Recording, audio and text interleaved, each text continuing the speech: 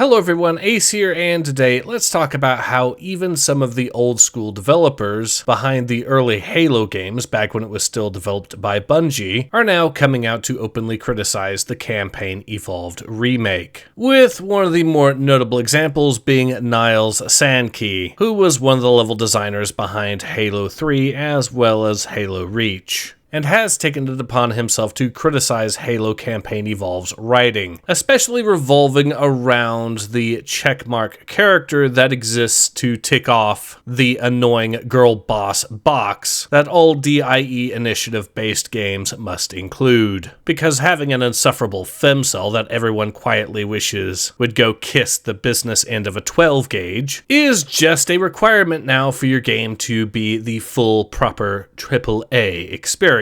You know, along with it being broken on launch and poorly optimized. As well as, lest we not forget, feature gameplay that is objectively inferior to what existed a quarter of a century ago. Who knew that hiring a bunch of activists that prioritize politics over good gameplay, good storytelling, or good optimization is a losing proposition that results in an inferior product for the end user? It's almost like this is a highly obvious problem that has been self-inflicted on the industry for quite a while, and everyone can see the consequences of these bad decisions, and it's becoming increasingly harder to try to excuse it all. Having said all that, I should mention, though, that he is not the only Halo developer that has come out of the woodwork to criticize this game. Another more famous individual, in this case Marty O'Donnell, as in the man that made the music, as in arguably the most famous man associated with the original Halo, has taken time from his run for Congress to also point out things that the remake has done wrong, though admittedly nowhere near to the same degree as Mr. Sankey. In this case, Marty O'Donnell has pointed out that the developers behind Campaign Evolved have effectively erased the face of one of the developers that was present in the original game by completely replacing the character model, and the new character model is unsurprisingly a Netflix adaptation. Now yes, for what it's worth, the Anniversary Edition also removed this particular developer from the game. So Campaign Evolved is not unique in making this mistake, but of course, two wrongs do not make a right. And so the fact that such a mistake exists within the Anniversary Edition, which by the way people have criticized, does not in any way absolve the developers behind Campaign Evolved. A game with such qualities that even the old school devs behind the old school Halo games are, as we have demonstrated, criticizing this new remake, and quite justifiably so. Is it the worst remake of all time? No. Is it a good remake? No.